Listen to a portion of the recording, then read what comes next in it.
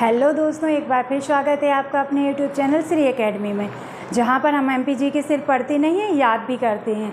तो बनी रहिए मेरे साथ। मैं हूं श्वेता चौरसिया और आज हम सीखने वाले हैं कर्क रेखा से रिलेटेड जितने क्वेश्चन एग्ज़ाम में बनते हैं, आज हम सब सीखेंगे। ठीक है, तो सबसे पहले हम देखते हैं कि पहला क्वेश्चन क्या बन जाता है। मध्य प्रदेश के कितने ज़िलों से होकर कर्क रेखा गुजरती है। सबसे पहला क्वेश्चन बनता है मध्य प्रदेश के कितने ज़िलों से, मध्य प्रदेश के कितने ज़िलों से होकर कर्क रेखा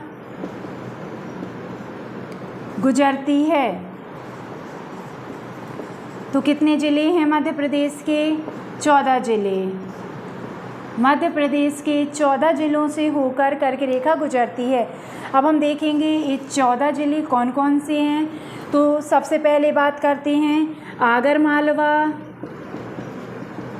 मालवा, फिर दूसरा ज़िला कौन सा आता है? राजगढ़, फिर सीहोर, फिर भोपाल, इसके बाद रायसेन, विदिशा,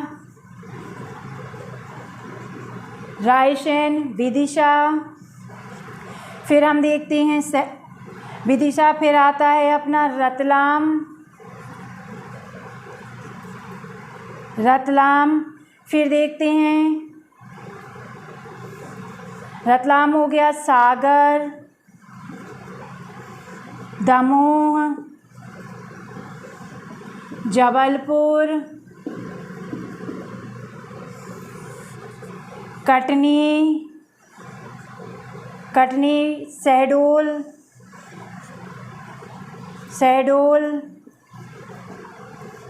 उमरिया,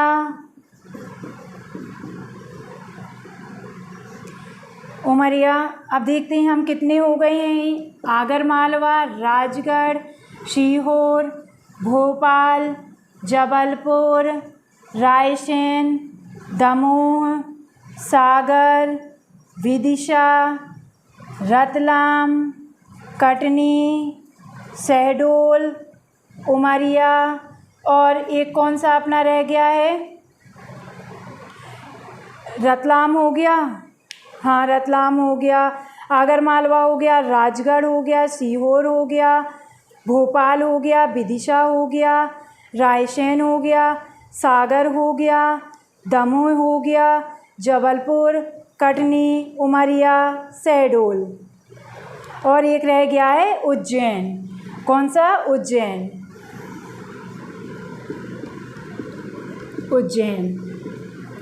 A14। मध्य प्रदेश के कितने ज़िलों से होकर कर्क रेखा गुजरती है? तो ये है 14 डिस्ट्रिक्ट। और कौन कौन से हैं ये? आगर मालवा, राजगढ़, सीहोर, भोपाल, रायसेन, जबलपुर, दमोह, उमरिया, विदिशा, सागर, शहडोल, कटनी, रतलाम और उज्जैन। इन 14 ज़िलों से होकर कर्क रेखा गुजरती है। अब बात आती है, ये 14 ज़िले तो हमने पढ़ लिए, लेकिन हम इन्हें याद कैसे रखें? क्योंकि क्वेश्चन हमारा बन जाता है मध्य प्रदेश के किस ज़िले से होकर कर्क रेखा नहीं गुजरती है। 4 ऑप्शन दे दिए जाते हैं, फिर उसमें हम कंफ्यूज होते हैं। कभी कभी क्वेश्चन आ जाता है मध्य प्रदेश के किस ज़िले से होकर कर्क रेखा गुजरती है, उसमें भी 4 ऑप्शन दे दिए जाते हैं और हम कंफ्यूज फिर हो जाते हैं और क्वेश्चन हमारा गलत हो जाता है। तो अब आपका क्वेश्चन गलत नहीं होगा, आपको सारे 14 ज़िले याद रहेंगे। कैसे? तो हम इन्हें याद रखेंगे एक छोटी सी प्यारी सी ट्रिक से। तो हम देखते हैं 14 ज़िलों को याद करने के लिए ट्रिक क्या है। एकदम छोटी सी ट्रिक है, 1 लाइनर ट्रिक है, जिससे आपको याद रहे। तो ट्रिक क्या है हमारी? अगर राज क्या है? अगर राज की राय विदेश में रात उजाला सी भरती तो उम्र से दमा कट जाता। हमारी ट्रिक क्या है? अगर राज की राय विदेश में रात उजाला सी भरती तो उम्र से दमा कट जाता। अब हम देखते हैं ये ट्रिक में कैसे 14 जिले आ रहे हैं। तो सबसे पहले बात होती है अगर की, तो ये आ जाता है आगर मालवा, आगर मालवा। राज से राजगढ़, राज से राजगढ़। राय से रायसेन। विदेश में 2 जिले छिपे हुए हैं, विदेश याद रखेंगे विदिशा, सा से याद रखेंगे शहडोल, ठीक है। रात से याद रखेंगे रतलाम, रतलाम। उजाला से याद होगा उज्जैन, सी से सीहोर। भर्ती यानी भोपाल। उम्र उमरिया, उमरिया। दमा दमोह, कटनी, जबलपुर, जबलपुर। इधर सी से याद रखना है सागर, ठीक है। तो कितने ज़िले याद हो जाते हैं इससे? आगर मालवा, रतलाम, उज्जैन, दमोह, कटनी, जबलपुर, सीहोर, उज्जैन, भोपाल, उमरिया, शहडोल, विदिशा। और अब हमारा क्या बचता है? भर्ती तो उम्र से दमा कट जाता। अब हमारे कौन से ज़िले रह गए हैं? हमने रतलाम भी देख लिया, उज्जैन भी देख लिया, आगर मालवा देख लिया, राजगढ़ भी हो गया, सीहोर भी हो गया, और भोपाल, विदिशा, रायसेन भी हो गया। राय से रायसेन देखा था। सागर, दमोह, जबलपुर हो गया, कटनी हो गया, उमरिया हो गया और शहडोल। यानी हमने अगर राज की राय विदेश में रात उजाला सी भरती तो उम्र से दमा कट जाता। इससे अपने 14 ज़िले आ गए हैं, ठीक है। 14 ज़िले, 13 रायसेन है, 14 राजगढ़ है, ठीक है। हमने देख लिया। अब हम बात करते हैं चौथा को, मतलब दूसरा क्वेश्चन क्या बन जाता है? तो दूसरा क्वेश्चन बन जाता है हमारा भारत के कितने राज्यों से होकर कर्क रेखा गुजरती है? जो भारत है हमारा, अभी हमने देखा मध्य प्रदेश के कितने ज़िलों से होकर कर्क रेखा गुजरती है। तो हमें पता चला कि 14 ज़िलों से होकर कर्क रेखा गुजरती है। अब हम देखेंगे भारत के कितने राज्यों से होकर कर्क रेखा गुजरती है। तो ये हैं हमारी 8 स्टेट्स। कितनी है? 8 स्टेट्स हैं जिनसे होकर कर्क रेखा गुजरती है, ठीक है। कभी कभी क्वेश्चन ये भी बन जाता है कि भारत के किस राज्य से होकर कर्क रेखा गुजरती है। यानी सिर्फ क्वेश्चन अपना ये रहेगा कि भारत के कितने राज्यों से कर्क रेखा गुजरती है, यानी भारत और राज्य कर्क रेखा, ठीक है। तो इससे 3 तरह के क्वेश्चन बनते हैं। पहला, कितने राज्यों से होकर कर्क रेखा गुजरती है? तो 8 राज्यों से। कभी कभी क्वेश्चन पूछ लेते हैं कि किस राज्य से होकर कर्क रेखा गुजरती है, और 4 ऑप्शन में दे देते हैं, ठीक है। और तीसरा क्वेश्चन बन जाता है भारत के किस राज्य से होकर कर्क रेखा नहीं गुजरती है, ठीक है। तो अब हम देखेंगे भारत के वह 8 स्टेट्स कौन से हैं जिनसे कर्क रेखा गुजरती है, ठीक है। तो पहला आएगा गुजरात, दूसरा राजस्थान, तीसरा मध्य प्रदेश, चौथा छत्तीसगढ़, पाँचवा झारखंड, छठवां त्रिपुरा, फिर मिजोरम, और एक और रह गया अपना 1 2 3 4 5 6 7 मिजोरम। 8 है अपना पश्चिम बंगाल। कौन सा? पश्चिम बंगाल। इसके पहले हमने देखा मध्य प्रदेश के 14 राज्य जिनसे होकर 14 जिले जिनसे होकर कर्क रेखा गुजरती है।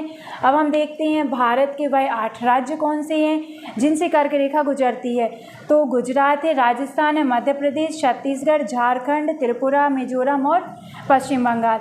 अब बात आती है हम ये जो 8 स्टेट्स हैं इन्हें याद कैसे रखें। तो इन्हें याद करने के लिए हमारी सिंपल सी ट्रिक है जिससे हम याद रख सकते हैं। 2 ट्रिक हैं, आपको जो याद हो जाए आप वो याद रख लीजिए। गुजरात में छत झाड़ कर तो पंगत में मज़ा आ गया। गुजरात में छत झाड़ कर तो पंगत में मज़ा आ गया, ये हमारी ट्रिक है। अगर आपको ये याद नहीं रखनी है तो आप उल्टा भी याद रख सकते हैं।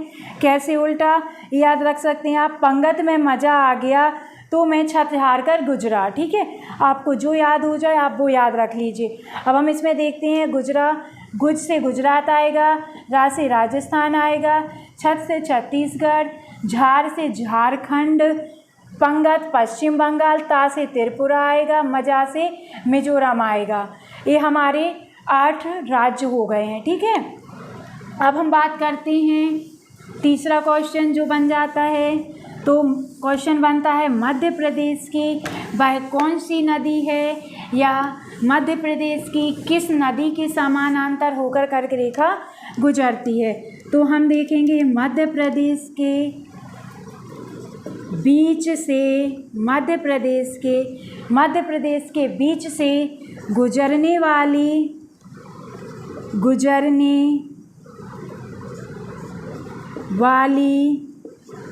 कर्क रेखा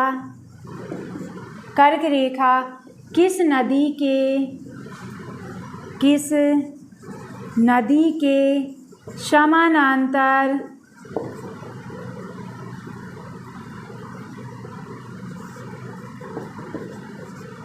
होकर गुजरती है।